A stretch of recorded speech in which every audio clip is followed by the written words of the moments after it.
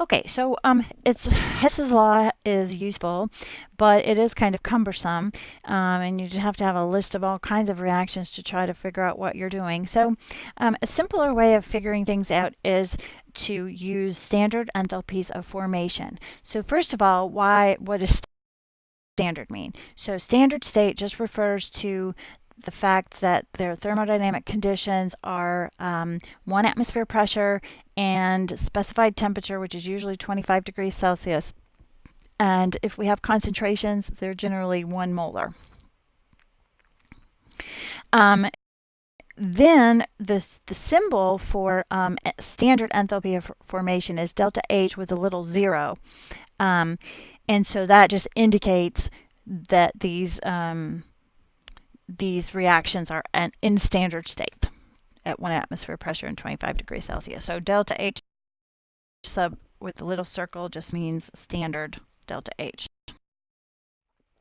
Okay, so a standard enthalpy of formation is denoted delta H sub F with the little circle, which we say naught. So delta H naught sub F.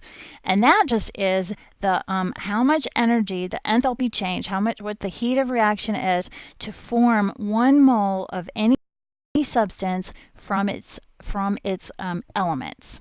So let's say we wanted the delta H F for CO2, it would be how much enthalpy is needed to make CO2 from carbon and oxygen.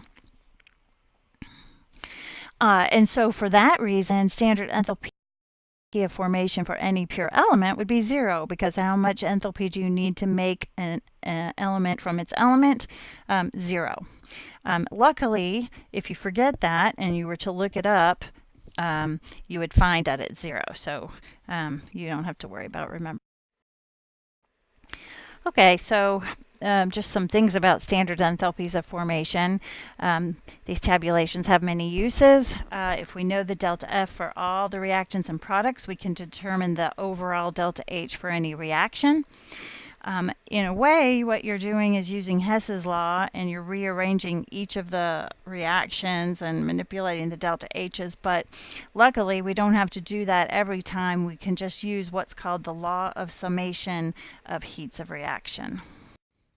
There's our standard enthalpies of formation that you can look up. And like I was saying, if you look up an element and you forget that it's 0, well, it'll just tell you that it's 0, so that's easy.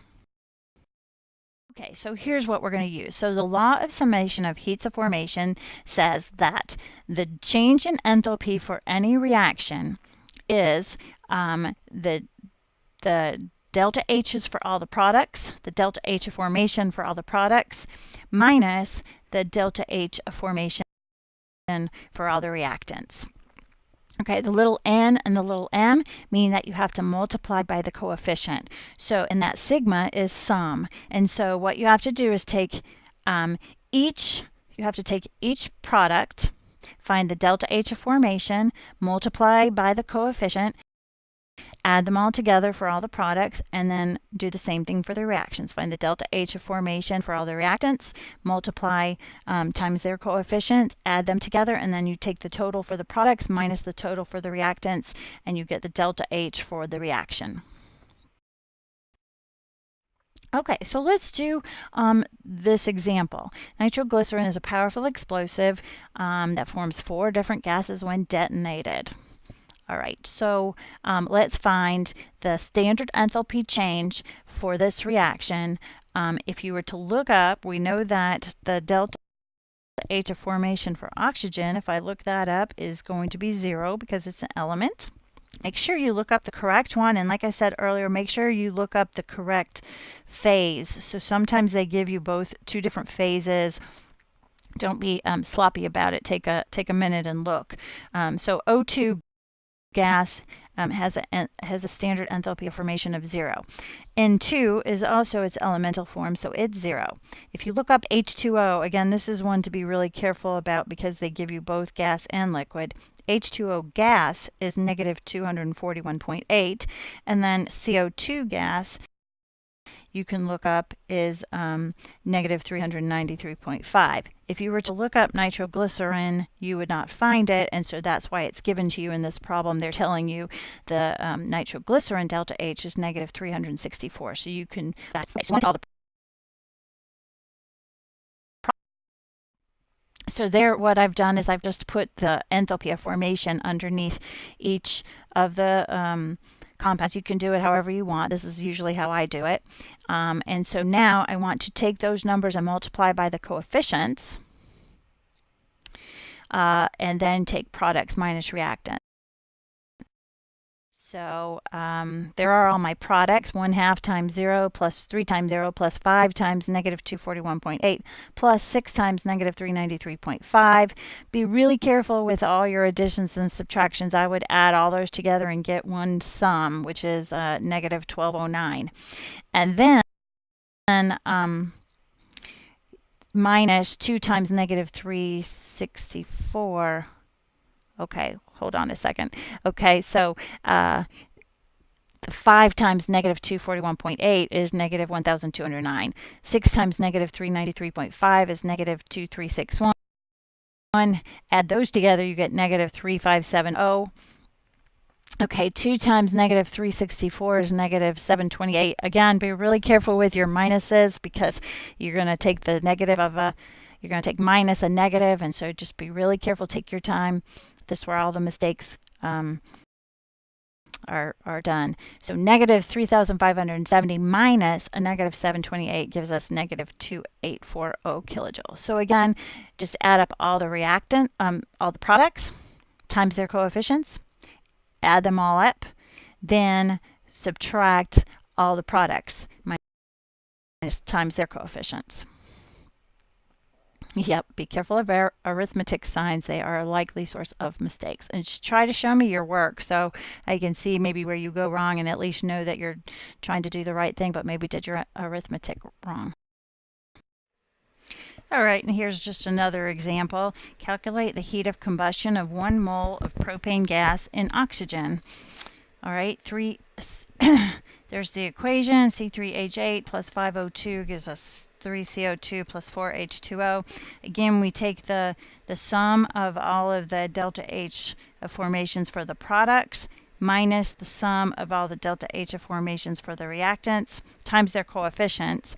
And so one thing that you should note is that this is a little bit different from the last reaction because it's H2O liquid. And so that's a different number. So our CO2 gas, 3 times negative 393.5, 4 times H2O liquid, negative 285.8, and then minus the sum of our reactants.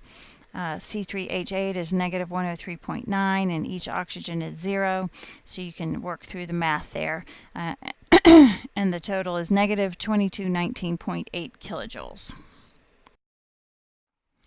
All right, so that you probably have some problems like that. I just wanted to do a little bit with fuels. It's kind of something we don't think about, but maybe you should think about. So a fuel is any substance that is burned to provide heat or other forms of energy. So we're just going to look at foods as fuels, fossil fuels, and coal gasification. Okay, so food fills 3 needs of the body. Supplies the substance for growth and repair of tissue, supplies substance for the synthesis of compounds used in the regulation of body process, and of course it supplies the energy. So just a side fact, about 80% of the energy we need is to keep our body warm. The rest of it is used for muscular action and other bodily processes.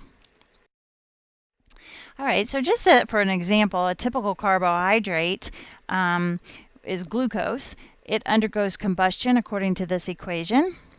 C6H12O6 plus 6O2 gives us 6CO2 plus 6H2O, and it's got a delta H of negative 2803 kilojoules.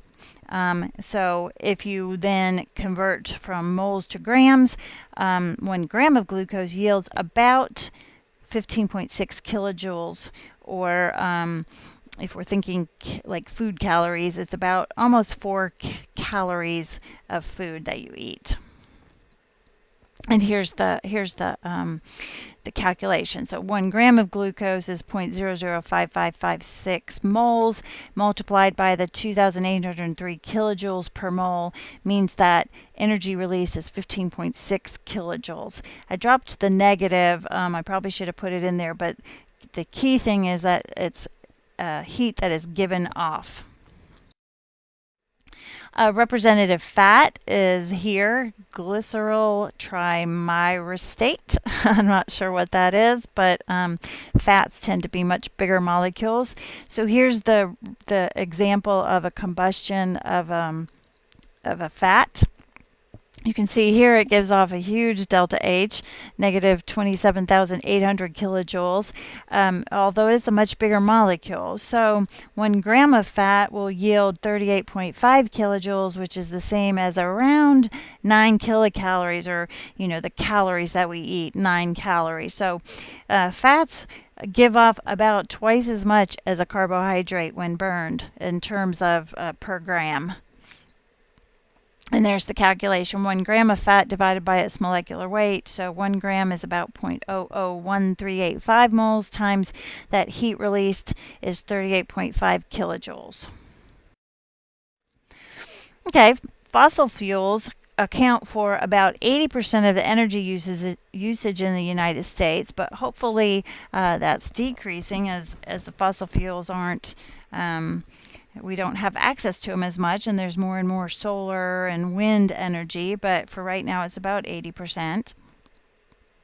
Hard coal is the oldest variety of coal, contains about 80% carbon. Another coal, bituminous coal, is a younger coal. It's a little softer. It has about 45 to 65% carbon. And just, you may have heard this before, fuels for coal and other energies are measured in something called British thermal units, or BTUs. A typical value for coal is 13,200 BTUs per pound. And there you can see 1 BTU is just about 1,000, a little more than 1,000 kilojoules.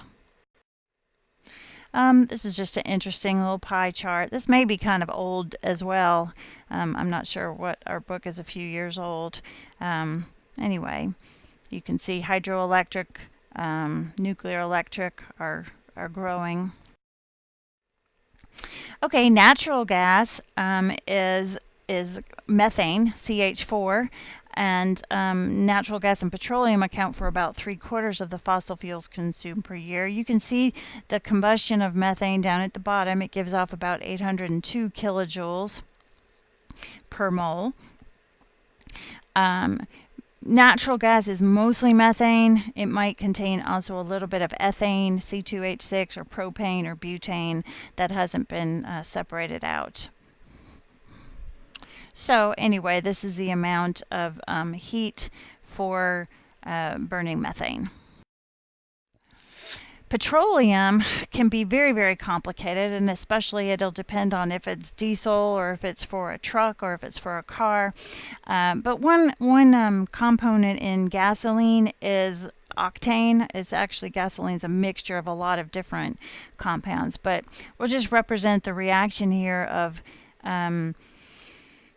octane combustion with oxygen to give CO2 and H2O, and you can see here that it gives off about 5,000 kilojoules, which is equivalent to 44 kilojoules per gram.